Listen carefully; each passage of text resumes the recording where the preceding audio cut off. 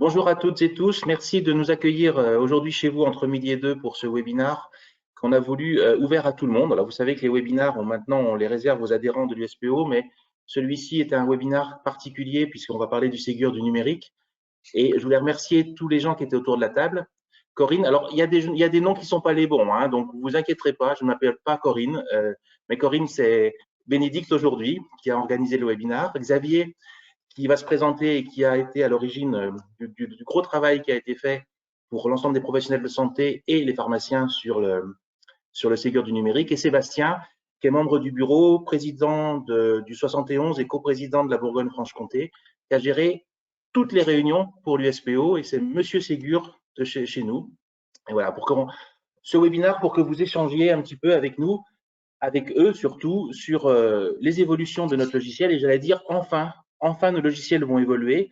On va quitter le LGO, qui est un outil de gestion, un formidable outil de gestion de tiers payants, de gestion des commandes, de gestion des stocks, pour un outil de gestion des patients qui va se structurer autour des besoins des patients et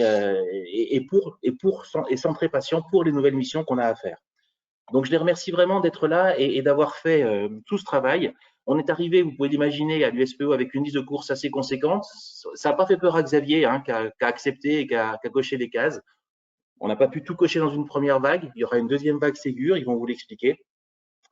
Mais c'était important qu'on vous donne tous ces éléments-là et surtout qu'on réponde à vos questions qui pourraient être des fausses questions ou des fake news qui circulent. Le Ségur du numérique, c'est aussi un socle conventionnel et un outil pour les nouvelles missions. Donc tout ça, ça va vous être expliqué et on va vous dire comment et pourquoi ça va s'inscrire dans vos habitudes de travail. On a tous pesté contre nos logiciels qui n'étaient pas capables de renseigner SIDEP, de renseigner SIVAC quand on faisait le travail. Eh bien maintenant, ça va être possible. Et comme je vous l'ai dit au début, c'est enfin maintenant, on va pouvoir avoir un logiciel centré patient pour nous aider dans notre travail de tous les jours. Je vous remercie tous d'être là et puis maintenant, on donne la parole. Xavier en premier.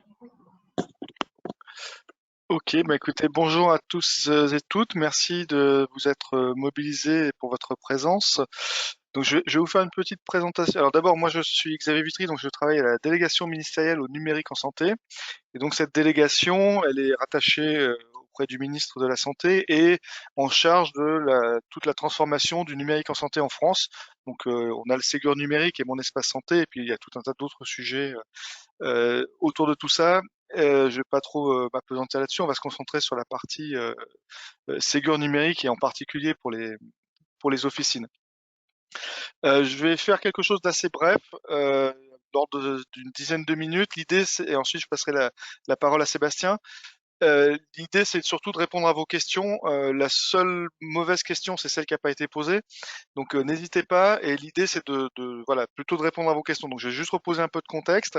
Voilà. Et puis, bah, pour ceux qui n'auront pas eu tous les détails qu'ils voudront, on aura des éléments et des documents à vous partager ensuite pour approfondir. Et puis, on pourra prolonger les échanges ultérieurement. Alors, le Ségur du numérique, en fait, il s'articule autour de mon espace santé. Donc, j'imagine que vous avez tous entendu parler de mon espace santé depuis le mois de février. Euh, on est, euh, on a déployé donc le dispositif, donc le coffre-fort des données de santé des patients avec un certain nombre de services. Donc, l'ancien dossier médical partagé que vous connaissez pour en avoir ouvert un certain nombre et d'autres services, notamment une messagerie sécurité de santé, un agenda partagé et récemment donc le store d'applications qui vient de s'ouvrir il y a une semaine pour qu'on puisse augmenter l'utilisation, enfin l'usage, l'expérience patient dans la prise en charge de son parcours de soins. Donc autour de mon espace santé, on va se concentrer là tout de suite sur les documents du dossier médical partagé et le Ségur du numérique en fait, il a pour objectif de faire en sorte que vos logiciels professionnels soient interopérables et puissent échanger de l'information avec mon espace santé. Donc, de pouvoir pousser de l'information vers mon espace santé et, à terme, pouvoir lire de l'information depuis mon espace santé qui ont été poussés par les autres professionnels. Donc ça s'ouvre en fait à toutes les professions qui sont citées sur cette diapositive, donc à savoir l'hôpital, la médecine de ville, la biologie, radiologie, officine et médico-social. Alors dans le médico-social, il y a 6 couloirs différents parce que personnes âgées, personnes en situation de handicap, les enfants sous tutelle, enfin voilà, tout un tas de les populations spécifiques qui sont concernées et prises morceau par morceau. Et donc, dans chacun de ces couloirs, on a un certain nombre de services qui vont s'ouvrir, j'y reviens juste après. Ce qu'il faut retenir pour vous côté Ségur, en fait, c'est que, en gros, c'est un ensemble de travaux qui ont été conduits avec les représentants professionnels, avec des experts et avec les éditeurs de vos LGO, pour pouvoir définir un cahier des charges, on va dire, on va l'appeler comme ça, un cahier des charges, qui a été publié le 2 février dernier par arrêté du ministre. Et les éditeurs ont eu un certain nombre de mois pour faire le travail nécessaire. Et le 21 décembre prochain, ils devront rendre leur copie, déposer leur copie à l'Agence du numérique en santé pour une évaluation, donc au plus tard le 21 décembre, pour pouvoir rester dans la course du Ségur.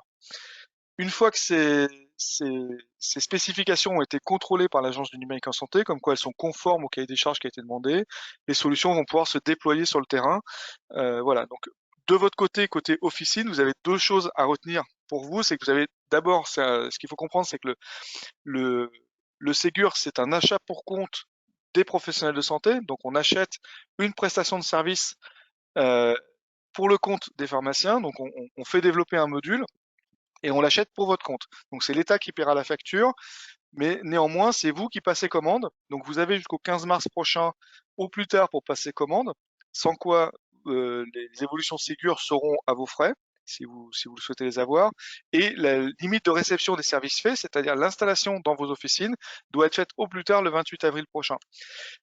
Évidemment, ça, ce sont les dates butoirs. Surtout, n'attendez pas les dates butoirs parce qu'évidemment, 20 000 officines à déployer, si tout le monde s'y met le 14 mars, évidemment, ça marchera pas. Donc, je sais qu'un certain nombre d'entre vous, probablement parmi vous, avaient déjà reçu des bons de commande à signer. Voilà. Tous les bons de commande qui sont proposés par les éditeurs sont réputés valables, sous réserve qu'ils atteignent le référencement auprès de l'agence numérique, mais vous pouvez quand même anticiper les choses sans difficulté majeure. Voilà. À savoir que c'est un seul bon de commande évidemment par officine. Donc pour un logiciel, enfin pour tous les logiciels, enfin le logiciel et tous les postes évidemment afférents. Ce bon de commande couvre un certain nombre de prestations de type l'installation du logiciel, la mise à jour Ségur, la, la mise en place du dispositif, enfin de la formation qui va avec, l'accompagnement au paramétrage, notamment je pense par exemple dans le cadre de la e-prescription, de l'ordonnance électronique, des douchettes qui peuvent être à reparamétrer. Donc en fait ce qu'on va demander aux éditeurs, c'est de vérifier la compatibilité du matériel et si le matériel est compatible, de vous aider à le reparamétrer pour qu'il soit compatible avec la e-prescription. En revanche, ce qui n'est pas couvert par le Ségur, c'est l'obsolescence du matériel ou des logiciels. Donc, si vous avez des versions trop anciennes qui ne seraient pas maintenues dans le cadre d'un coût de maintenance habituel par abonnement ou des choses comme ça, ou des serveurs qui sont obsolètes, dans ce cas, la mise à jour du matériel ou les douchettes, par exemple, qui ne seraient pas compatibles, l'achat du matériel reste à votre charge. La partie, voilà, bon, je répondrai après aux questions s'il y en a sur ces points-là. Je vais passer à la diapo suivante, s'il vous plaît, pour vous expliquer un petit peu, voilà, le contenu des nouveautés qui vont arriver chez vous au sein de vos officines. Donc, on a un certain nombre de socles. Donc, ce qui est en haut, en fait, c'est ce qu'on appelle les services socles. Et ces services socles, en fait, ils sont communs à toutes les professions. Donc, l'identité nationale de santé, ProSanté Connect, ça permet de gérer la sécurité des personnes. D'un côté, les identités numériques des personnes qui, alors côté ProSanté Connect, qui vont consulter ou interagir avec mon espace santé, puisqu'évidemment, il y a des contrôles d'accès qui sont, vous l'imaginez bien, assez conséquents. Donc pour ça, petite évolution aussi, les préparateurs vont intégrer le référentiel RPPS de façon à disposer d'identités numériques personnelles et pour pouvoir accéder au dossier médical partagé quand c'est nécessaire. On pourra y revenir si vous le souhaitez. Donc ça, c'est un chantier qui est un petit peu en parallèle, qui n'est pas encore complètement mature, mais qui va arriver là début 2023. C'est dans les rails, donc on peut en parler complètement librement. Il y a des évolutions techniques qu'il faut qu'on fasse, mais vous pourrez déclarer, donc ça sera sous la responsabilité du pharmacien employeur, en qualité d'employeur, de déclarer dans un système les préparateurs qui seront sous sa responsabilité. Ça ne change rien en termes de responsabilité légale, hein, de délégation de tâches ou de responsabilité sur les actions des uns ou des autres, mais ça permet de tracer les connexions, les identités. L'INS, je sais que c'est un chantier que vous adorez tous, de demander des pièces d'identité pour qualifier les INS. Alors souvent, on nous oppose que c'est du flicage. Moi, je réponds que c'est de l'identito-vigilance, hein, ça a été largement et- dit comme ça.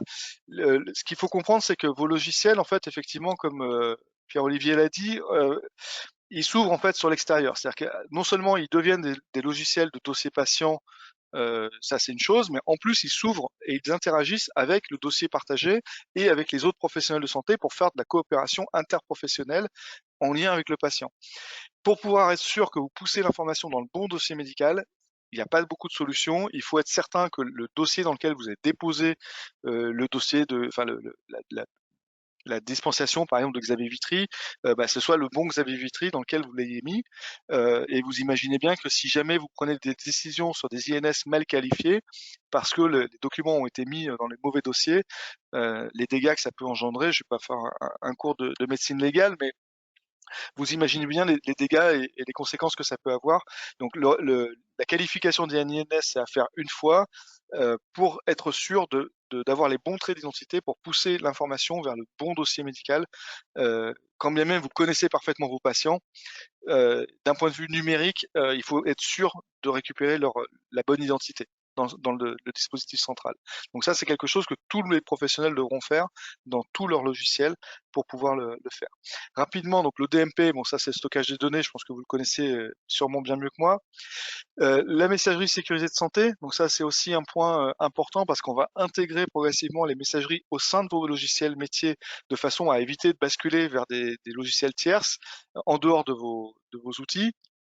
Et ça permettra en fait directement depuis le dossier patient de pouvoir partager de l'information, l'intégrer dans votre logiciel à terme, enfin ce genre de choses. L'ordonnance électronique, le PU, je sais elle est très attendue. Voilà, donc ça fait partie du package pour, on va dire, la partie transverse. Et enfin, pour conclure et passer la main ensuite, les documents un peu spécifiques de la profession de pharmacien. Donc la consultation des documents, donc là ce sera dans le depuis votre LGO, alors dans un premier temps à travers un lien vers le web PSDMP et dans un second temps on aura, donc Pierre-Olivier l'a dit, il y aura plusieurs vagues successives sur les évolutions Ségur. Donc là, on est sur le Ségur vague 1. La stratégie qui a été posée, c'est que la vague 1, c'est d'abord pousser de l'information du professionnel vers le dossier du patient. Et la vague 2, ce sera plutôt consulter les dossiers mis par les autres professionnels dans le dossier du patient dans mon logiciel. Par exemple, la biologie, aujourd'hui les laboratoires de biologie poussent vers mon espace santé les résultats de biologie. Dans la vague 2, vous pourrez consulter directement depuis votre logiciel les résultats de biologie du patient, sous réserve évidemment de son accord, mais techniquement ce sera faisable. Mais ça, ce sera vague 2, pas vague 1. En vague 1, on va avoir la production de documents, donc les documents comme les comptes rendus d'entretien pharmaceutique, les bilans partagés de médication, ça sont des documents, alors plutôt dans un premier temps des documents PDF que vous pousserez, qui seront mis dans le document, dans le dossier du patient et que les autres pourront consulter. La note de vaccination, c'est extrêmement important, vous êtes les premiers à pousser cette note de vaccination d'un point de vue professionnel. Ça signifie en fait que quand vous allez vacciner quelqu'un, cette note, en fait, elle va partir dans le dossier du patient en format structuré. Et admettons que votre patient se soit fait vacciner pour le Covid à la pharmacie, pour la grippe avec un infirmier, et puis pour autre chose, l'hépatite ou je ne sais quoi, par un médecin. Chacun poussera la note de vaccination dans le dossier du patient et ça va constituer au sein de mon espace santé un carnet de vaccination électronique au format européen qui permettra aux gens, donc ça viendra compiler automatiquement dans le dossier un carnet de vaccination. Ce qui fait que vous aurez aussi par consultation de ce carnet de vaccination, la connaissance pour savoir si votre patient a été correctement vacciné, enfin est à jour ou pas de sa vaccination, si vous voulez lui proposer soit des conseils, soit des vaccinations qui lui manqueraient. Voilà la diffusion donc des documents avec l'usage des messageries sécurisées, à savoir que les messageries sécurisées, il y a aussi un couloir, alors on n'en parle pas trop, mais c'est assez technique, mais toutes les messageries vont devenir interopérables entre elles, donc il y aura plus de questions d'API crypt, tous ces trucs-là, tout va devenir interopérable d'un point de vue technique, donc ça c'est aussi une avancée majeure qui est en cours de réalisation. Voilà, et la portabilité, donc là c'est récupérer, alors c'est surtout les données des patients et tout ce qui concerne le Ségur que vous pourrez facilement récupérer. On n'est pas encore à une portabilité totale et complète de vos logiciels, mais c'est un sujet sur lequel on travaille de façon importante. Voilà, écoutez, je vais laisser la place à Sébastien. Donc tout ça, c'est pour vous dire, voilà, ça c'est ce qui va arriver dans vos logiciels, dans vos pharmacies. Probablement en fonction de l'avancée des différents éditeurs, les premiers devraient être servis en principe avant les fêtes, et progressivement tout au long du premier trimestre prochain, les comment dire, l'ensemble des pharmacies devraient pouvoir s'équiper. Les comment dire, juste pour conclure, l'ensemble de vos éditeurs sont candidats au référencement Ségur. Ils sont tous sur les rangs de la ligne de départ et en train de faire leur développement. Voilà, et donc on a bon espoir d'en voir arriver, on va dire, une très très large majorité de l'autre côté du couloir pour pouvoir vous déployer ces nouvelles solutions. Voilà, je laisserai vos collègues du syndicat vous expliquer aussi les conséquences vis-à-vis de la convention pharmaceutique, puisqu'il y a aussi de ce côté-là de l'aide au financement sur ce point-là. Voilà, j'espère que j'ai tenu les 10 minutes, je n'ai pas fait trop plus, mais Parfait. voilà, Et pile poil dans les temps. Merci parfait. beaucoup, Xavier. Seb, merci. Oui, bonjour à toutes et à tous. Moi, je vais faire beaucoup plus rapide. Déjà, je voudrais remercier Xavier, je voudrais remercier la DNS et Xavier et toutes ses équipes, parce que ça fait 1 an et demi qu'on travaille et ça fait 1 an et demi qu'on travaille dans une ambiance très bonne, très constructive. Les discussions sont très intéressantes et nous avons vraiment affaire à des partenaires qui sont à l'écoute de nos préoccupations. Comme Xavier vous l'a expliqué, on va voir arriver dans l'OLGO des fonctionnalités qu'on attend déjà depuis de nombreuses années, et notamment les services socles. Xavier l'a bien rappelé, le DNS, l'ENS et ce qu'on appelait le DMP à l'époque, et surtout la MSS. Et ça, c'est pas qu'au service des pharmaciens en particulier, c'est au service de tous les professionnels de santé. Et si c'est au service de tous les professionnels de santé, c'est forcément au service des patients. Ce sont des opportunités à saisir, tout ça. Pourquoi? Parce que le fait de pouvoir aller chercher de l'information ou d'en donner, ça nous permettra de mieux connaître nos patients. Aujourd'hui, on peut avoir accès à pas mal de données, bien évidemment, mais il faut que le patient les ait sur lui. Si vous voulez un compte-rendu de biologie médicale, il faut avoir prévenu votre patient parce que c'est rare qu'il le mette avec son ordonnance quand il vient à la pharmacie. Là, on pourra l'avoir directement. Et tout ça, ça sert à quoi? Ça sert à améliorer sa prise en charge. Et si vous améliorez sa prise en charge, vous améliorez son parcours de soins. En plus, bien évidemment, vous développez l'interprofessionnalité. Et ça, c'est important puisque c'est ce qu'on nous demande. Quand on développe l'interprofessionnalité, bien sûr, tous les professionnels sont concernés. Et une chose intéressante, c'est que c'est forcément le patient qui est au milieu. Et là, on voit tout l'intérêt du cercle de soins, toute la définition du cercle de soins. On n'a plus un système pyramidal avec des ordres qui viennent d'en haut et qui redescendent, mais on a un cercle de soins qui est basé autour du patient et qui permet de mettre pas tout le monde sur le même piédestal, bien évidemment, mais en tout cas de discuter d'égal à égal. Alors, le Ségur, ça a apporté quand même pas mal de discussions et il y a eu des écueils qu'il a fallu éviter, ou il y a des écueils qui seront encore à éviter, bien évidemment. Déjà, le premier, c'est que certains professionnels de santé se détournent de ces solutions. Vous allez me dire, ouais, mais si les médecins viennent pas dessus, si les infirmiers donnent pas les informations, ainsi de suite, j'ai envie de vous dire, tant pis pour eux. À nous d'être moteurs, à nous de montrer que ça marche, à nous d'apporter des informations, à nous d'aller en chercher, et forcément, ce sera un cercle vertueux et les autres, forcément, y adhéreront aussi. Ensuite, on a toujours l'écueil que certains viennent prendre des données. Ça, on l'a bien vu pendant les discussions. C'est-à-dire qu'on a vu voir arriver dans notre couloir un certain nombre de professionnels qui étaient très intéressés par les données que l'on avait. Et en retour, on leur disait, mais vous avez quoi à nous offrir en échange? Vous avez quoi apporter dans le DMP? Et là, quelquefois, on a eu quand même des réponses assez blanches.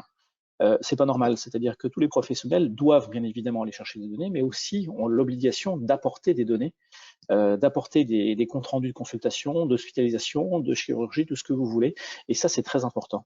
Pourquoi? Parce que ça ne peut pas marcher qu'un sens unique, c'est forcément un double sens. Et ensuite, autre écueil à éviter, c'est qu'on pourrait voir arriver des systèmes concurrents de l'ENS ou du Ségur en général, systèmes concurrents qui peuvent être privés ou non. Hein. Il y a pas mal de sociétés privées, vous connaissez très bien. Il y a des sociétés qui sont non privées, qui sont portées par les ARS ou portées par certains dispositifs locaux. Ces solutions, elles pourraient nous proposer ces sociétés pourraient nous proposer des solutions propriétaires, et c'est non. C'est l'ENS qui doit être le socle de ces données médicales, et ces sociétés, tout en pouvant apporter une plus-value en termes de traitement, donc une valeur ajoutée dans la santé du patient, ne doivent pas séquestrer les données, c'est-à-dire que les données doivent rester pas publiques, mais accessibles à tous par l'intermédiaire de l'ENS. Que ces sociétés nous apportent des interfaces ou des algorithmes de traitement, c'est très bien, mais par contre, qu'ils ne séquestrent pas les données. On a discuté aussi beaucoup sur les évolutions et toutes les évolutions qu'on vous propose ne doivent pas aboutir à des procédures, à la mise en place de procédures ou de solutions qui sont complexes pour nous. C'est-à-dire qu'il est hors de question de nous voir arriver sur nos postes de travail des usines à gaz pas possible pour faire les traitements. Et l'informatique, elle est là pour nous simplifier la vie, hein, pas autre chose, notamment en s'affranchissant de toute double saisie. C'est-à-dire qu'aujourd'hui, Pierre-Olivier vous l'a bien dit, c'est qu'on saisit à la fois sur notre logiciel, on saisit sur CIVAC, on saisit sur CIDEP. Alors, non, les LA de vaccination, il faut que tout ça ce soit automatique. C'est pas la peine d'aller déjà saisir sur nos LGO pour ensuite aller ressaisir sur un autre programme. Et même chose sur les procédés d'identification. Xavier n'en a pas parlé, mais il va bien falloir qu'on trouve un moyen pour s'identifier de manière forte sur nos logiciels, sur nos postes de travail. Et cette identification, elle doit pas non plus ça doit pas non plus être un procédé qui soit ralentisseur dans nos délivrances. On cherche des solutions, on est en train de travailler dessus. Xavier a des solutions à nous proposer qui vont être efficaces et qui vont être opposables. Ça va être très bien. Enfin, il ne faut pas oublier que le pharmacien doit rester maître de sa délivrance. C'est pas l'informatique qui décide ou qui guide la délivrance, c'est-à-dire l'entretien qu'on a avec notre patient. Rien n'est plus dommage qu'un pharmacien qui fasse un patient considère son informatique comme son premier interlocuteur. Donc, vraiment, c'est Ségur, c'est simplification, c'est ajout de nouvelles fonctionnalités, et tout ça, c'est au service du patient. Je vais me permettre d'insister sur quelques points. Xavier vous en a parlé tout à l'heure, c'est les dates butoirs. Les dates butoirs, on en a une première, c'est le 15 mars, et la deuxième, c'est le 28 avril. J'ai envie de vous dire, 15 mars pour la signature du bon de commande, c'est beaucoup trop tard. N'attendez pas la dernière minute. Faites-le maintenant. Certains logiciels, je ne vais pas les citer, mais bon, ceux qui sont équipés de ces logiciels-là l'ont vu arriver puisque c'est déjà fait, ont déjà édité leur bon de commande. C'est déjà en cours de signature. D'autres, c'est dans les jours ou les semaines qui viennent, ça va aller très vite. D'autres traînent un peu plus. Il ne faut pas attendre. Il faut le faire tout de suite. Pourquoi? Parce que plus vous le ferez tôt, plus vous pourrez avoir une opposabilité de ceci et une installation rapide. Je vous rappelle que dans la convention, ça c'est Pierrot qui vous en parlera tout à l'heure peut-être, hein, la convention a des obligations. Et notamment à partir du 1er janvier, on aura l'obligation de pousser la note de vaccination dans l'ENS. Alors, si on n'a pas de logiciel labellisé Ségur, ce ne sera pas possible. Est-ce que nos LGO seront capables de nous installer avant le 1er janvier? Peut-être pas, mais en tout cas, ils le feront le plus tôt possible. Donc, n'attendez pas le 15 mars, hein, faites-le dès maintenant. Poussez vos LGO dans leur retranchement. Allez signer les bons de commande, engagez-vous auprès d'eux. Comme vous l'a rappelé Xavier, pour nous, c'est gratuit. Ça ne veut pas dire que c'est gratuit pour tout le monde, parce que l'État paye pour nous. Mais en tout cas, nous, ce n'est pas un surcoût. L'évolution logicielle, elle est prise en charge par l'État.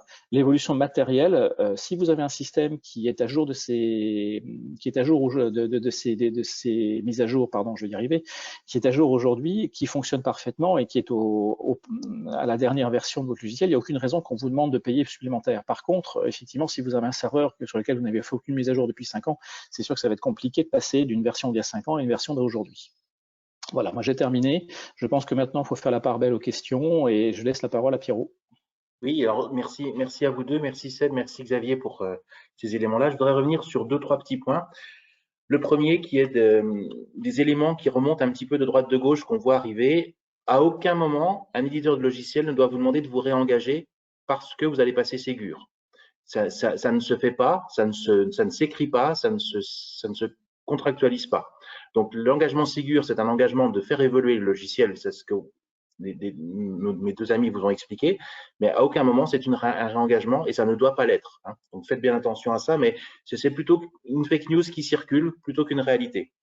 Deuxièmement, Xavier vous a expliqué ce que c'était que l'ordonnance électronique sécurisée. On l'attend tous parce que ça va enfin être une sécurisation de la dispensation, au-delà d'une sécurisation de l'ordonnance et du circuit de l'ordonnance, et qui va permettre de lutter efficacement contre la fraude des produits chers, en tout cas bien plus efficacement que ce qu'on nous propose aujourd'hui de faire, qui est à la seule main des pharmaciens et avec le seul risque des pharmaciens. Donc ça, ce sera vraiment une grosse évolution. Et puis, comme Sébastien vous l'a dit, ça fait partie aussi d'obligations conventionnelles qu'on a avec l'assurance maladie. C'est un socle de la rémunération conventionnelle, d'une part, et puis deuxièmement, ça va être nécessaire aussi pour aller dans notre acte de vaccination jusqu'au bout. Alors je pense qu'il y aura une tolérance effectivement sur les premiers mois de l'année parce qu'on ne sera pas en capacité tous d'avoir le logiciel Ségur, mais par contre, il faudra bien que ce soit fait au mois d'avril pour qu'on puisse enfin, après, pousser la note de vaccination et être conforme à ce qui a été signé au niveau de la convention. Voilà, maintenant, je pense que Corinne a dû compiler les questions. On va essayer de les regrouper pour faire des paquets de questions et qui vont s'adresser aussi bien à Sébastien qu'à Xavier. Oui, bonjour. Alors, les quelques questions qui remontent. Vous avez de l'écho? C'est bon.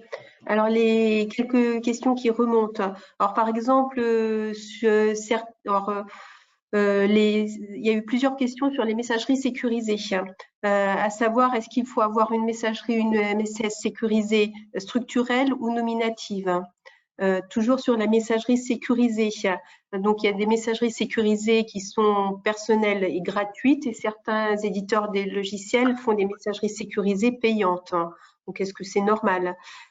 Toujours sur les messageries sécurisées, ceux qui ont conclu des contrats, on va dire, avec des messageries sécurisées payantes, est-ce qu'ils peuvent, avec l'interopérabilité, enfin, voilà, est-ce qu'ils peuvent arrêter leur contrat pour passer sur ces résiliés, on va dire, sur la messagerie Ségur.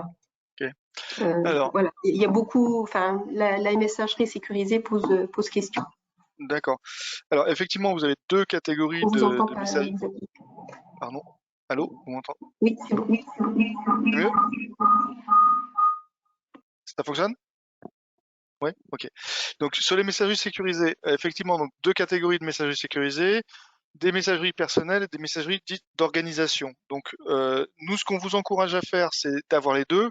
D'une part, parce que la messagerie d'organisation, demain, vous allez avoir de plus en plus de flux d'informations qui vont circuler par ces messageries. Même si aujourd'hui, je sais que c'est encore anecdotique et que tout le monde n'est pas dessus, on peut quand même se dire, aujourd'hui, voilà, des patients en plus étant inclus dans le dispositif, il va y avoir un flux d'informations.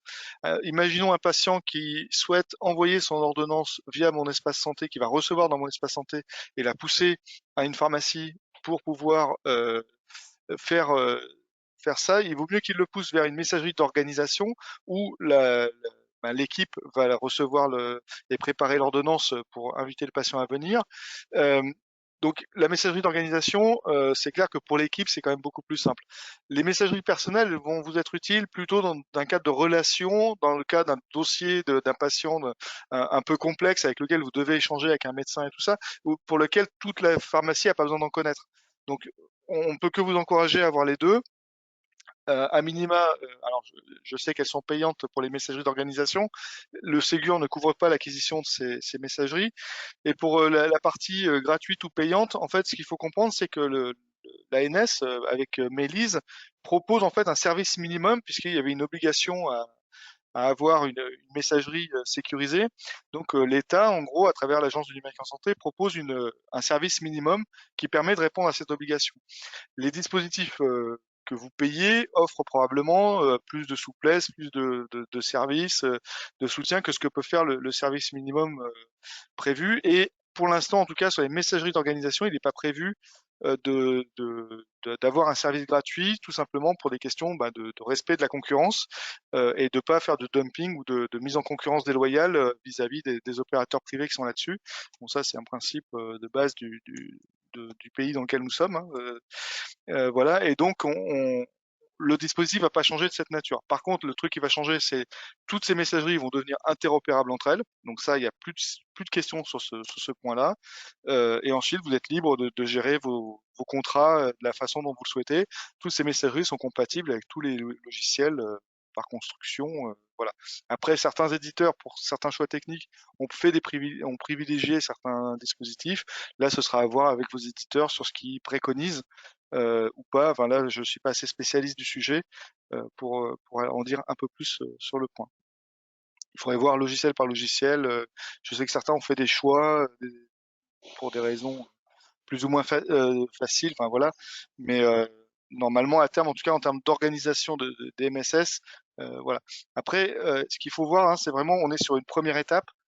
Il y aura une autre étape derrière, donc voilà. Je mesure, enfin je veux pas toucher vos attentes et voilà, mais voilà, il y aura des choses, ça va avancer par escalier, par petites touches, ce qu'on dit à la DNS, par petits pas rapides.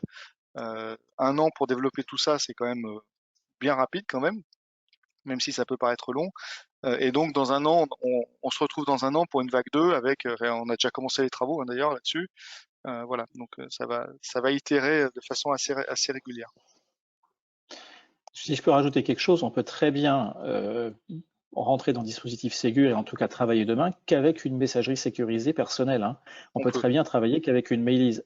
Le seul inconvénient, enfin le seul inconvénient, non, je ne vais pas dire ça, mais la seule difficulté, c'est la difficulté que peuvent avoir les autres professionnels pour vous retrouver. Parce que on vous retrouve pas au nom de votre pharmacie, on vous retrouve à votre nom personnel et quelquefois c'est un peu compliqué. Et la deuxième difficulté que vous pouvez avoir, c'est l'accès à cette boîte par l'intermédiaire par vos équipes. Donc bien évidemment, la messagerie organisationnelle, c'est ce que l'on pousse et c'est ce que l'on conseille. Alors certains éditeurs ont des solutions clés en main, payantes, tout ce que vous voulez, on est d'accord, mais ça a le mérite d'exister. C'est pas forcément extrêmement cher d'ailleurs. Il y a des initiatives locales aussi qui permettent d'avoir ce genre de messagerie dans certaines régions. Ça va se développer d'une manière ou d'une autre, mais en tout cas, vous pouvez très bien commencer qu'avec une mailise et ça marche très bien. Moi, aujourd'hui, je n'ai pas de boîte organisationnelle et c'est pas pour autant que je ne discute pas avec des médecins par ma boîte personnelle et mon associé qui est mon épouse aussi, pareil. Hein. Toujours sur le sujet le sujet des messageries, donc il est demandé qu'en est-il des messageries en Gmail, Yahoo et tout ça. Ça, c'est pas RGPD, c'est pas sécurisé, c'est à bannir complètement. Voilà. Donc ça, c'est effectivement, c'est fini, ouais. C'est hors de question de donner des données en clair. Il y a aussi plusieurs questions sur la e-prescription. Oui. Quand ça va se mettre en place, comment Alors, la e-prescription, l'ordonnance électronique, en fait, ça fait partie du package Ségur, donc c'est en train de se déployer déjà chez les médecins. Ça va se faire avec le déploiement Ségur dans les officines. Là, c'est pareil, la mise en progression, la mise en route, elle va être progressive. L'obligation, c'est 2024 de mémoire, je crois, dans un an. Donc les choses, elles vont monter en puissance. Donc vous allez avoir l'équipement matériel et la capacité à délivrer en format électronique. Dans un premier temps, ce que nous a dit la CNAM, parce que pour le coup c'est un dossier qui est plus assurance maladie, c'est que vous aurez des alertes qui vous dit, par exemple, cette ordonnance a déjà été délivrée. Ce sera pas forcément bloquant tout de suite, parce qu'il y a un temps de rodage et de mise en route et de montée en puissance du dispositif. Voilà. De la même façon, les ordonnances papier vont continuer aussi à circuler en parallèle. Il y aura des impressions papier, des ordonnances électroniques. Voilà. Donc le temps que les usages s'adaptent et que les choses évoluent, c'est pas du jour au lendemain. Voilà, il y aura une forme de biseau qui fera que progressivement, on va aller vers cette obligation du tout ordonnance électronique. Voilà, on aura toujours des dispositifs. Sachez, on m'interroge souvent sur la question des ordonnances sécurisées. Les ordonnances électroniques, elles sont prévues pour tous les cas d'usage qu'on fait avec le papier, notamment le bisone, l'ordonnance sécurisée, les mentions manuscrites, enfin les mentions en lettres ou en chiffres et tout ça. Tout ça, c'est prévu dans les ordonnances électroniques et vous devez retrouver en fait à l'arrivée les mêmes dispositions réglementaires que vous auriez sur une ordonnance classique, on va dire. À la particularité près, c'est que d'un point de vue de la sécurité informatique, une ordonnance avec un médicament, je sais pas, du Doliprane ou de l'aspirine ou je ne sais quoi, sera sécurisée au même niveau qu'une ordonnance avec des stupéfiants, parce que c'est le système électronique qui prévaut et qui vous dira que c'est ce qui arrivera sur l'ordinateur directement en ayant scanné l'ordonnance qui fera foi et pas forcément l'ordonnance papier. Et s'il y a une différence, posez-vous des questions sur l'ordonnance papier. Donc c'est vraiment ça l'enjeu. Voilà, donc tout ça, il y aura une mise en œuvre progressive, mais ça va arriver en même temps que le déploiement du Ségur. Il y a d'autres. Oui, la messagerie, ça pose question quand même. Par exemple, on me demande y a-t-il des noms sur messagerie organisationnelle? Y a-t-il des noms? Vous pouvez choisir le nom de votre pharmacie, par exemple, ou des choses comme ça, mais là, je ne sais pas trop comment dire plus. Oui. On vous entend plus, Corinne. Sinon, des questions un peu plus générales. Est-ce que la formation Ségur est payante? A priori, certains éditeurs proposent une formation payante sur le Ségur du numérique. Alors non, je vais faire un petit point sur la prise en charge, toujours au niveau, on va dire, financier. Y a-t-il une prise en charge du changement de logiciel? Alors, sur ce qui est couvert sur la prestation Ségur. Donc, on a le module, donc la mise à jour au format Ségur, on va dire, de votre logiciel, la formation, la mise en place de ce logiciel, de cette version Ségur au sein de votre officine, la formation pour vous et vos personnels, donc ça c'est inclus dans la prestation, et 6 ans de maintenance en cas de dysfonctionnement pour apporter un correctif sur ce module Ségur. Ce qui n'est pas compris dans la prestation Ségur, c'est l'acquisition de messagerie sécurisée, la mise à niveau du matériel ou des logiciels si jamais ils étaient obsolètes, avec de l'ancienneté que ça n'a pas été fait, et voilà. Dans le cas où vous changez de logiciel, le changement du logiciel, lui, il est payant. Enfin, il est payant. C'est l'éditeur qui va, je sais pas quelles sont les conditions auxquelles il va le faire, mais en tout cas, ça, c'est pas couvert. Le changement d'un logiciel n'est pas couvert par le Ségur. Nous, on vous met à jour votre logiciel. Si vous décidez de changer de logiciel, euh, bah, ça, c'est lui qui vous le fait payer. Enfin, vous le faites comme vous l'auriez fait habituellement. Et le package de Ségur, du coup, vous coûte pas plus cher que si vous l'aviez changé sans le Ségur. Voilà. Sachez que si vous signez un bon de commande, vous êtes engagé vis-à-vis de l'éditeur. Et si jamais, entre-temps, vous avez changé de logiciel et que du coup, l'éditeur pour lequel vous aviez signé le bon de commande est plus en capacité de poser son module Ségur, il est en droit de vous demander de régler la facture. L'État ne paiera pas la facture. Donc faites attention, enfin voilà, soyez vigilants sur vos évolutions.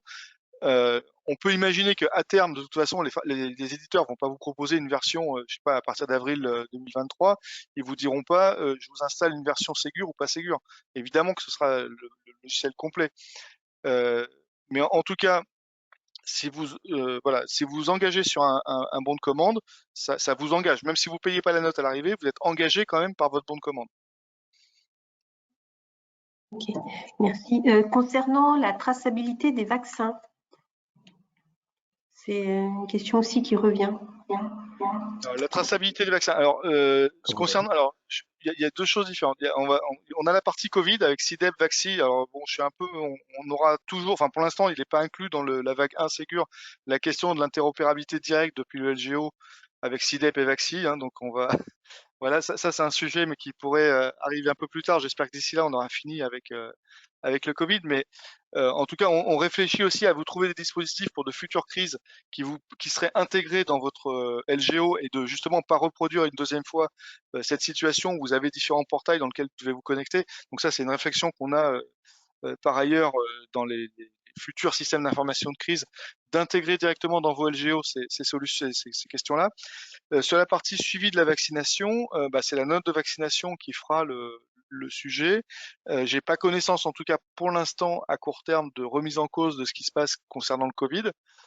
Mais en tout cas, à l'avenir, le suivi des vaccinations va passer par cette fameuse note de vaccination que je donnais en introduction et qui permettra d'alimenter le carnet de vaccination électronique des patients. Je me permets d'ajouter, si c'est contre la Covid. Qu'en est-il du calendrier pour la vague 2 du Ségur du numérique? Attendez, Corinne, je voudrais juste ajouter une chose, c'est que si c'est la vaccination, si c'est contre la Covid, on va mettre ça à part parce que c'est un dispositif particulier.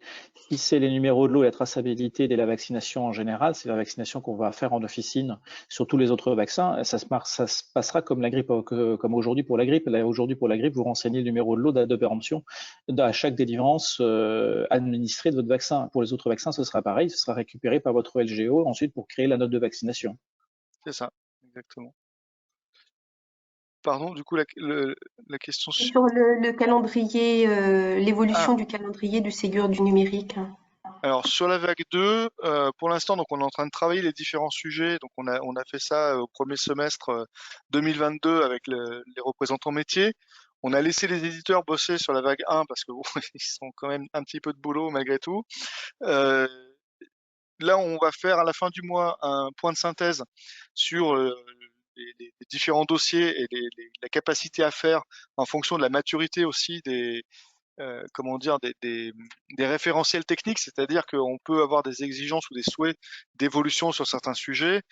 Tant qu'on n'a pas, nous, côté, par exemple, puissance publique, résolu un certain nombre de problématiques d'usage de ProSanté Connect ou de choses comme ça, il y a des trucs qu'on peut pas faire, on sait pas faire. Il y a des chantiers qui sont en cours là-dessus. Donc on va faire un point sur l'adéquation entre les souhaits exprimée par la profession et par vos représentants et la capacité technique à dire aux éditeurs, vous vous branchez là-dessus pour réaliser telle action. Donc il faut que nous, on s'assure que déjà, on soit capable de dire à un éditeur, c'est sur ça que tu te branches et c'est ça que tu vas faire. Donc on va faire le point là-dessus, voilà. Et ensuite, la suite des choses, pour l'instant, il n'est pas complètement sec. En tout cas, ce qui est sûr, c'est qu'on va relancer courant premier semestre 2023, oui, un nouveau arrêté, un nouvel arrêté sur Ségur Vague 2. Et en gros, il y a à peu près, ça, si on se prend sur l'expérience de la vague 1, 8-9 mois de développement, référencement et ensuite mise en œuvre à la suite. Donc on va dire 2023, on repart pour un nouveau cycle qui devrait se terminer courant 2024, à peu près, à quelques mois près, dans le courant du premier semestre 2024, visible dans les officines, quoi. Comme ça, à vue de nez à peu près, je dirais à peu près ça, quoi. Et ensuite, on verra si on fait une vague 3, si on fait une vague 4, 5, 18. Comme on a énormément de listes de courses dans notre panier, Sébastien, je pense, va occuper Xavier pendant quelques décennies. Moi, je suis parti parce que vu la relation que nous avons eue et vu les avancées qu'on a pu avoir, il ne faut pas s'arrêter là, il faut continuer. Sinon, j'ai plus pratique, on va dire, les problèmes d'identification avec la carte ICPS, identification du préparateur, de l'adjoint, double identification. Voilà, D'accord. l'idée, Alors, c'est déjà compliqué sur une séance de vaccination. Voilà. C'est ok. Donc, l'identification avec la ICPS. ouais. Alors, c'est effectivement ce qu'a dit Sébastien, c'est qu'il faut trouver des solutions qui soient ergonomiques. Évidemment qu'on va pas enfin évidemment. En tout cas, Sébastien y a été particulièrement attentif et je le rejoins là-dessus. On va pas greffer des téléphones portables dans le creux de la main de chaque professionnel dans la pharmacie pour pouvoir mettre son code à 4 ou 6 chiffres pour valider sa session ICPS. Donc ça, là-dessus, évidemment, il faut qu'on trouve des solutions. Après, d'un autre côté, le logiciel étant ouvert sur le dossier médical partagé, vous imaginez bien que le mot de passe avec les identifiants avec vos initiales et un mot de passe à 2 caractères, c'est pas tellement possible non plus pour plein de raisons que vous imaginerez aisément. Donc il faut qu'on trouve des solutions ergonomiques pour pouvoir, voilà. Il y a une solution qui émerge, je vais pas trop rentrer dans la technique, mais qui serait en gros, je fais une identification forte en début de matinée et en début d'après-midi. Cette session, elle est active pendant quelques heures et tant que je suis connecté au système pendant au moins 30 minutes, je peux le déverrouiller avec un système simple, une empreinte ou un badge qui déverrouille le poste ou des choses comme ça, et je reviens dans l'usage normal. Ça serait une solution qui paraît, voilà, qui est opérationnelle dans certains hôpitaux, qui paraît assez facile à mettre en œuvre et qui permet aussi de prendre en compte la question de la mobilité au sein de l'officine, qui est une problématique un peu différente que quand on est dans un cabinet médical avec le même ordinateur devant soi toute la journée. Donc voilà, il faut qu'on prenne en compte tout ça. C'est pas encore complètement sec sur ces questions-là, mais en tout cas, on est vigilant à cette ergonomie. Et enfin, sur la question des préparateurs, effectivement, donc on aura toute une campagne d'information. Donc là, on a fait des premières présentations sur le portail d'enregistrement avec l'Agence du numérique en santé, les représentants et l'association, enfin représentants pharmaciens et l'association des préparateurs. On travaille là-dessus.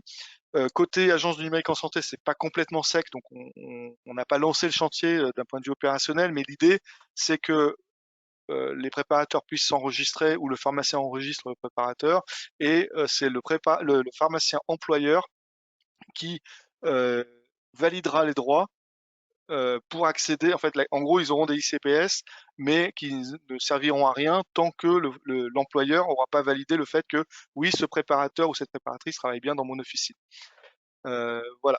Et dernier point, donc sur les adjoints, les autres pharmaciens, enfin voilà, qui sont pas titulaires ou employeurs, vous, c'est des cartes CPS classiques et ICPS classiques comme vous êtes en droit d'en avoir auprès de l'ordre, avec votre enregistrement au RPPS auprès de l'ordre. On a aussi plusieurs questions sur les ordonnances qui sont envoyées par les messages. Comment gérer les ordonnances envoyées par les messageries sécurisées, les ordonnances via les applis de téléconsultation, les ordonnances de médecins retraités. Comment... Alors, là, il y a un cadre C'est pas réglementaire. vraiment, oui, c'est pas vraiment un sujet Ségur. Hein. Non, mais c'est pas grave, hein. Il y a un cadre réglementaire qui dit qu'il y a une ordonnance qui a droit d'en mettre et tout ça. Donc là, je vous renvoie.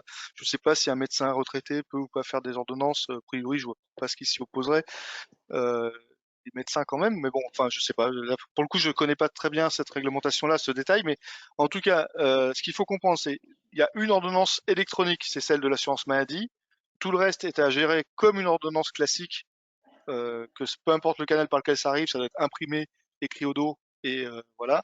La seule ordonnance qui soit reconnue, sécurisée par l'assurance maladie, c'est son système d'ordonnance électronique qu'on appelait avant l'EPU et qui maintenant s'appelle l'ordonnance électronique. Tout le reste, peu importe le canal par lequel ça vous arrive, ça doit être imprimé et écrit au dos ce que vous avez délivré. Voilà, alors évitez d'écrire au dos des smartphones, mais sinon, voilà, ça marche exactement de la même façon qu'avant. Deux choses, les médecins traités. Le calendrier qui s'applique aux médecins par rapport au Ségur. Sébastien, tu voulais? Non? Je voulais rajouter juste deux choses. Les médecins retraités ont tout à fait le droit de prescrire. Ils prescrivent uniquement pour leur entourage. Mais un médecin retraité reste un médecin. Il n'est pas inscrit à l'ordre, mais les ordonnances qu'il édite, qu'il a écrit, sont tout à fait recevables. Mais ça doit être pour son entourage. Alors, qu'est-ce que ça veut dire entourage? Ça ne veut pas dire grand-chose, hein, mais en tout cas, c'est pas pour quelqu'un qui ne connaît pas. Deuxième chose, sur les ordonnances, la recevabilité des ordonnances, il ne faut pas oublier qu'une ordonnance n'est recevable si vous pouvez justifier de son unicité et de son authenticité. C'est pour ça que l'ordonnance envoyée par Gmail, qui peut être imprimée 50 fois et qui n'est pas authentique, parce que vous ne pouvez pas authentifier la signature du médecin qui n'est pas une signature manuscrite, et elle n'est pas unique. Donc, ça pose des soucis. Ça pose des soucis. Et les plateformes de téléconsultation, pour l'instant, sont aussi en marge de la législation. Alors, à savoir quand même que les ordonnances, elles vont être poussées. Donc là, aujourd'hui, par exemple, l'hôpital est en train de pousser ces 300 000 ordonnances par mois dans le dossier médical partagé.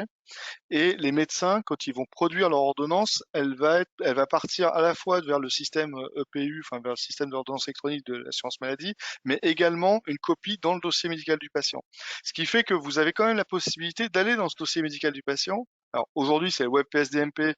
J'y vais, je cherche l'ordonnance et je la trouve et j'ai la preuve que l'ordonnance, au moins, elle a bien été émise par un professionnel ou qu'elle est sortie d'un hôpital.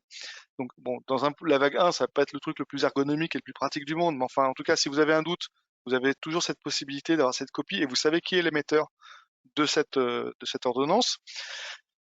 Pour la partie, voilà,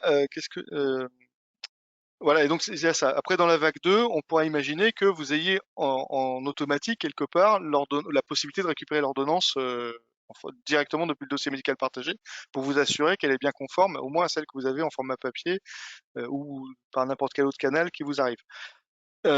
Sur le calendrier des médecins, les médecins, alors tous les 5 autres couloirs sanitaires dont j'ai parlé, donc hôpital, radio, médecine de ville, etc., eux, ils sont partis avec à peu près 4-5 mois d'avance. Donc, ils ont terminé leur référencement. Et là, on est à la phase des bons de commande qui doivent se terminer, je crois, fin novembre, et le déploiement qui va se terminer jusqu'à fin avril.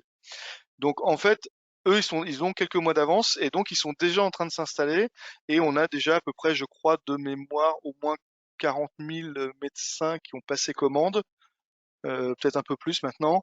Alors, j'ai pas le chiffre exact du nombre de médecins installés, mais en tout cas, ils ont quelques mois d'avance sur vous, ce qui est pas mal parce que ça permet d'essuyer aussi les plâtres et tant qu'à faire, autant les laisser passer devant. Voilà, donc en gros, ça avance un peu en parallèle. Sur les autres professions libérales de ville, on est en train d'organiser les chantiers pour démarrer pour les dentistes, infirmiers, kinés et sages-femmes. Voilà, alors j'ai pas de calendrier très précis encore sur ça, mais en tout cas, on est en train de s'organiser, de travailler et d'instruire tout ça pour que ça démarre prochainement pour aussi ces professions-là. Question pratico-pratique, où trouver le bon de commande? Alors ça, il faut voir auprès de son éditeur préféré, qui normalement, ils ont des équipes de commerciales qui sont tout à fait efficaces et qui vous les proposent. Si en cas de doute, contactez votre éditeur. Les bons de commande sont en cours de déploiement par les différents éditeurs de logiciels, hein. C'est en train d'être mis en place. Donc, si vous les avez encore pas eus, c'est pas anormal. Comme le dit Xavier, si d'ici 3 semaines, un mois, vous les avez toujours pas, il faut vous rapprocher de vos éditeurs de logiciels pour voir s'ils ont été mis à disposition et où est-ce qu'ils sont rangés. Est-il est-il de la ROSP et du Ségur? Alors, la ROSP et le Ségur. Donc, en fait, une partie de la ROSP donc, est conditionnée à l'équipement du logiciel Ségur pour un certain nombre d'usages. En fait, l'idée, c'est que il ne s'agit pas seulement de vous financer le module, mais aussi d'inciter à l'usage. Et donc, on ne va pas juste vous poser un outil dans votre logiciel et puis vous dire, tiens, c'est là, on va vous montrer. Donc déjà, on va demander aux éditeurs de vous former à cet outil, en tout cas de vous expliquer comment ça fonctionne. Et on va, par l'intermédiaire des négociations conventionnelles, un certain nombre d'indicateurs ont été prévus pour inciter à l'usage des outils numériques, souhaitant que derrière ça devienne une pratique courante. Voilà. Donc, un certain nombre d'indicateurs. Alors, j'ai plus tout en tête exactement les tarifs, le truc. Enfin, je pense que Pierre-Olivier et Sébastien auront les détails à votre disposition. Mais voilà, ça permet en fait d'avoir ces financements complémentaires, à savoir que évidemment ils sont conditionnés à l'équipement du logiciel Ségur pour évidemment bénéficier de ces fonctionnalités, enfin de ces évolutions financières. Oui, c'est complètement ça. C'est-à-dire que le fait d'avoir un logiciel labellisé Ségur, c'est un indicateur socle de la ROSP. C'est-à-dire que, comme d'autres indicateurs socles, si vous ne cochez pas cette case-là, c'est toute la ROSP qui saute. Donc, le fait d'avoir un logiciel labellisé Ségur, c'est déjà obligatoire pour pouvoir toucher la ROSP. Et ensuite, la ROSP est conditionnée à l'usage des nouveaux outils. Alors, j'ai plus non plus les chiffres en tête, hein, mais notamment sur la MSS, sur le PU. Donc sur la messagerie sécurisée et sur l'ordonnance électronique. Ça va monter en charge, mais la première des choses à faire, c'est bien évidemment d'avoir un logiciel labellisé Ségur. Et aussi sur la mise en place lorsque l'on fait un bilan partagé de médication ou un bilan, un accompagnement, de pousser le résultat du bilan dans l'espace santé numérique du patient. Alors à ce sujet-là, qu'en est-il par exemple d'un patient qui est opposé à l'espace numérique? Ah ben, s'il est opposé, là, du coup, on peut pas vous opposer à vous de pas pouvoir pousser le document. Donc, évidemment, ça rentre pas dans les indicateurs. Un patient, alors, moi, ce que j'ai l'habitude de dire sur ces points-là, c'est, je cherche pas à convaincre les gens que mon espace santé, c'est bien, c'est pas bien. Chacun a son opinion et on est encore dans une démocratie où on a la chance de pouvoir choisir ce qu'on veut faire. Moi, ce que j'essaie de dire aux gens, c'est quelle est la finalité de tout ça et de leur expliquer et de leur dire, allez voir, faites-vous votre propre idée. Vous pouvez à tout moment, quand vous fermez mon espace santé, vous détruisez les données qui sont à l'intérieur. Donc de toute façon, même si vous l'avez ouvert, vous n'avez pas fait attention parce qu'il a été ouvert et que vous n'avez pas vu qu'il a été ouvert et vous êtes contre, vous y allez, vous pouvez le fermer à tout moment. Allez voir, rendez-vous compte. Si ça vous intéresse pas, vous le fermez. Si ça vous intéresse, tant mieux, on est content que ça vous plaise. Voilà. Et puis si malheureusement vous l'avez fermé et un jour vous avez un épisode de soins chronique ou un épisode de soins aigus qui nécessite de la coordination des soins, vous pouvez réouvrir votre espace santé et à l'issue de cet épisode, parce qu'évidemment il va bien se finir parce que vous avez choisi des bons professionnels pour vous accompagner, vous pourrez le refermer. Et ça vous a été utile pendant le temps de cette coordination des soins. Et tant mieux. Voilà, donc on n'est pas là pour convaincre les gens que c'est bien, on est là pour leur expliquer pourquoi on le fait. Les usages que nous on pense être positifs, pour lesquels on est convaincu que c'est une bonne chose d'avoir ça. On entend évidemment les limites, les critiques et les éléments. On essaie de répondre aux peurs qui sont fondées parfois, parfois pas, selon les sujets. Et voilà, après il y a des arbitrages. Voilà. Mais en tout cas, si évidemment le patient a fermé mon espace santé, vous pouvez pas pousser un document vers mon espace santé. Néanmoins, le fait que le document, le patient peut aussi s'opposer à ce que vous poussiez un document en particulier dans mon espace santé. Donc, c'est prévu dans les logiciels. Enfin, voilà, un patient peut avoir accepté mon espace santé, mais ne pas vouloir que telle ordonnance ou tel document soit partagé dans mon espace santé parce qu'il juge que c'est trop intime, trop personnel, ou pour une raison qu'il n'a pas besoin de justifier d'ailleurs. Peu importe. Donc voilà, là ce sera dans la relation avec le patient. À savoir aussi que les patients peuvent masquer des documents. C'est-à-dire que je peux tout à fait avoir un document dans mon espace santé parce que je juge que c'est utile pour moi et le masquer à tous les professionnels de santé ou à quelques-uns. Voilà. Il y a une matrice d'habilitation aussi qui prévoit des droits en termes d'accès aux documents et évidemment que tous les professionnels n'accèdent pas à tous les documents dans tous les sens, n'importe comment. Et en plus, de toute façon, c'est tracé. Donc c'est pour ça qu'il y a des accès nominatifs aux documents et que le patient sera informé que c'est pas la pharmacie bidule qui aura consulté mon espace santé, c'est Sébastien Lagoutte qui aura consulté le document voilà, et qui, si le patient se pose des questions du pourquoi il a consulté ce document, devra répondre à la question et répondre aux conséquences si jamais c'était un abus de consultation, par exemple. Mais voilà, donc tout ça, c'est tracé de façon nominative pour justement permettre aux patients de savoir qui interagit avec mon espace santé. Voilà.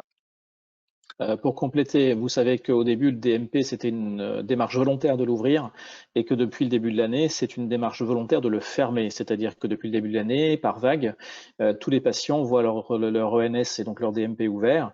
Et les premiers retours que l'on a de ces systèmes-là montrent que le taux de fermeture est tout à fait marginal. Hein. C'est pas, on n'a pas une vague de fermeture, c'est pas des pourcentages énormes, hein, c'est très marginal. Je peux vous le dire, puisque la conférence de presse du ministre l'a annoncé la semaine dernière, donc on est à moins de 2%. Moins de 2% des gens qui ont volontairement fermé mon espace santé. Donc on a plus de 65 millions de dossiers ouverts aujourd'hui en France. 66 millions. Il y a beaucoup de questions sur la gestion de l'ordonnance, qui reviennent de l'ordonnance qui arrivent par les différents canaux. Donc comme on l'a dit, les messageries sécurisées, les bornes de téléconsultation. Par rapport au médecin retraité, c'était qu'en est-il du médecin traité qui lui n'aura pas l'équipement et qui prescrira, donc qui ne passera pas par la e-prescription, on va dire. L'ordonnance papier restera valable. Par rapport à cette gestion d'ordonnance, est-ce que le pharmacien devra imprimer toutes les ordonnances sur les ordonnances avec les médicaments onéreux? Comment le pharmacien devra-t-il la réaliser? Une ordonnance, la réglementation sur la pratique et la gestion de l'ordonnance. Les ordonnances papier, elles vont continuer à exister. Hein. Il n'est pas question d'interdire les ordonnances papier pour plein de raisons diverses et variées. Donc le cadre réglementaire actuel des ordonnances continue de s'exercer malgré la présence de l'ordonnance électronique. En tout cas, pour les années à venir, là-dessus, il n'y a pas de sujet. On rajoute l'ordonnance électronique dans le dispositif qui permettra de sécuriser le circuit et aussi de vous simplifier la vie. C'est-à-dire que vous n'aurez plus besoin de scanner l'ordonnance. Une ordonnance réalisée exécuté en format électronique avec la douchette et tout ça, vous exonère du système SCORE avec le système de scan de l'ordonnance et toutes ces choses-là. Pour autant, en tout cas pour les années à venir à court terme, il n'est pas question de supprimer les ordonnances papier et les ordonnances existantes continuent d'être valables dans les mêmes conditions que celles actuelles. Voilà. Là-dessus, il n'y a pas de changement, en tout cas pas à court terme, le temps que les choses s'organisent et tout ça. Et puis, il a été jugé quand même très important que les patients, même les ordonnances électroniques, si vous allez par exemple chez un médecin, il pourra vous remettre, sauf si vous le souhaitez pas, mais par défaut, il devra vous remettre une ordonnance en format papier, ne serait-ce que pour avoir la liste des médicaments que vous allez prendre et éventuellement les 2-3 conseils que le médecin aura bien voulu écrire dessus. Voilà, même si pour vous, en tant que pharmacien, ce qui vous intéresse, ça va être juste le QR code à cocher, à flasher, le patient se verra remettre quand même une ordonnance papier pour avoir la trace. Voilà. Après, il pourra s'y opposer et dire non, j'en ai pas besoin, ce sera dans mon espace santé, je la retrouverai quand j'en aurai besoin. Mais par défaut, en tout cas, le dispositif papier continue de se maintenir. Et pour terminer sur une des parties de la question, c'était la lutte contre les produits, enfin, la fraude liée aux produits chers, ce dont on a parlé. Donc, vous savez, cette prescription va sécuriser, cette e-prescription va sécuriser l'origine de la prescription, l'unicité de la prescription, et donc permettre la lutte contre la fraude et la lutte contre le détournement des produits chers avec des fausses ordonnances. Ça, c'est une évidence. L'assurance maladie a voulu mettre en place un système dès maintenant, sans attendre la e-prescription. Devant l'ampleur que prenait ce phénomène. On ne peut pas être contre la lutte contre la fraude. Hein. C'est notre argent qui est détourné, qui est gaspillé, donc on ne peut pas être contre. Par contre, ce que propose l'assurance maladie aujourd'hui, c'est de faire supporter le poids de la lutte contre la fraude par le seul pharmacien. Ce n'est pas ce que nous avions demandé dans la négociation. Nous avions demandé que la prescription se fasse sur un volet sécurisé, type ordonnance à 4 volets, qui est beaucoup moins facilement falsifiable qu'une ordonnance basique. Que deuxièmement, le patient utilise la carte vitale systématiquement pour qu'il y ait une traçabilité dans son dossier pharmaceutique et qu'on puisse vérifier qu'il y a eu un parcours qui c'est pas la première fois et qui en tout cas, il n'en est pas à sa 10e boîte durant les 3 jours qui précèdent. Et puis troisièmement, on avait demandé qu'en cas de doute, on puisse appeler le pharmacien conseil parce qu'il y a un parcours de soins qui se fait. Le patient, il va aller voir son généraliste, puis un spécialiste, puis après, il va y avoir de la biologie, de l'imagerie médicale, et puis il va enfin sortir avec une prescription d'un traitement qui va être un traitement lourd. Ça se fait pas en 2 jours, ça se fait en 3 semaines, un mois. Pardon. Donc, on voulait qu'il y ait une sécurisation comme ça. Ça n'a pas été retenu, sauf en Ile-de-France où il y a l'expérimentation avec l'appel au pharmacien conseil. Autrement, ça ne fait porter que sur les seules épaules du pharmacien la lutte contre la fraude. Et c'est dangereux parce qu'on a des pharmaciens qui vont nous dire, moi, je ne veux plus délivrer de médicaments chers si je ne connais pas le patient, parce que je prends un risque et je risque d'avoir un indu, et c'est quelque chose qui va nous impacter. Bref, il y a tout ça. On est encore en train de discuter avec l'assurance maladie parce qu'il y a des choses qui ne nous vont pas. Pour autant, la prescription électronique va apporter une vraie sécurisation puisque le QR code va unifier la prescription et ce ne sera pas une prescription qui sera détournée. Si on pose encore une question pour essayer de rester dans le timing, s'il y a encore une question, Corinne?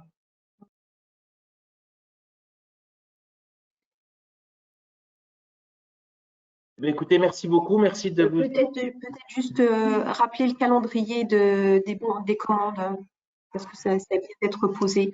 Et quels sont vraiment les deadlines pour le pharmacien de commander? Pourquoi doit-il commander maintenant? Enfin, voilà, En fait, il y a 20 000 officines, 20 500 officines à peu près en France.